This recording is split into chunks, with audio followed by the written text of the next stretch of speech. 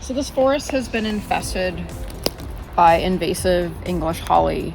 And English holly is a shrub, although it can get to be a tree size. And in this forest, I'm seeing it in many different life stages. I'm seeing really small seedlings that will be easy to pull up from the ground. I'm seeing shrub-sized plants, and I'm also seeing quite large plants that would be really difficult to remove manually. Holly can be really devastating in forests. It creates an unnatural forest understory. It's a notorious nutrient and water hog, and so it takes away nutrients that our native and other plants need to survive. Also, the seeds of holly are berries that can be eaten by a number of bird species that can be dispersed far beyond the original infestation, which is why you can see groves of holly in forests that don't have a lot of other invasives or might not have access by humans. It's because birds can actually spread the berries and propagate new English holly plants.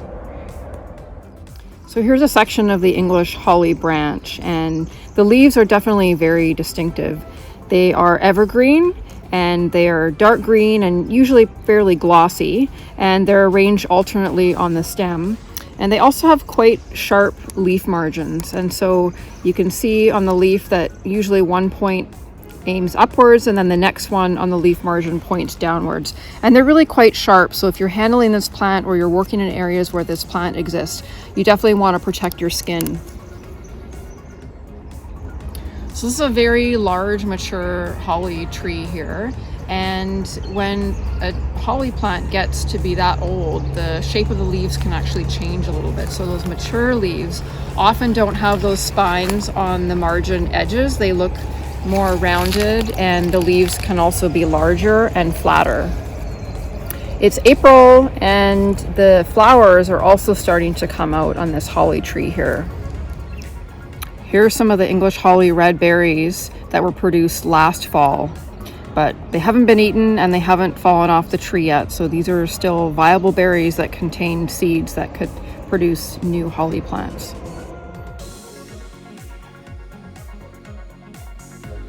So for small seedlings like this English holly, I'm simply gonna hand remove them from the ground. We'll see how easily they come out.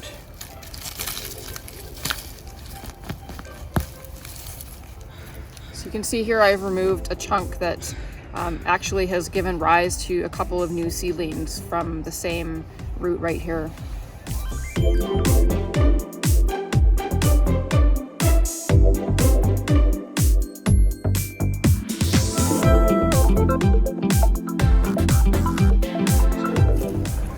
Sometimes when there are lots of small little seedlings growing together, they may actually be connected underneath the ground. So you may have to do a combination of pulling and using your clippers, trying to remove as much of the vegetation as possible.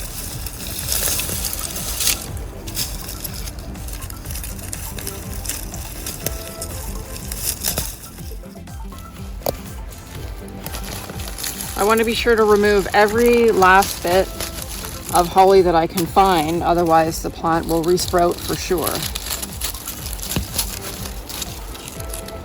And roots that are too difficult for me to dig out, I'm going to clip, and then I can go back afterwards and use my shovel to try and get those out of the ground.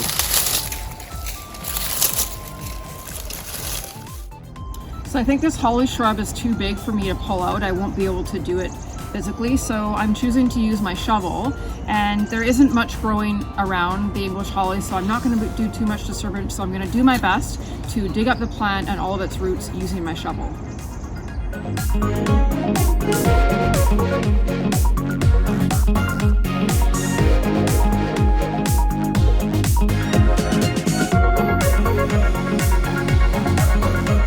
Here's some of the holly that I've collected. I'm not going to leave them here on site. I'm going to remove them off site, and I'm going to refer to the disposal recommendations for Metro Vancouver. You can find out more information from the link in the description. For more information on managing English holly, check out the best management practices for English holly in the Metro Vancouver region in the link below. For more videos like this, subscribe to our YouTube channel. Follow us on social media and check out www.iscmv.ca to learn more.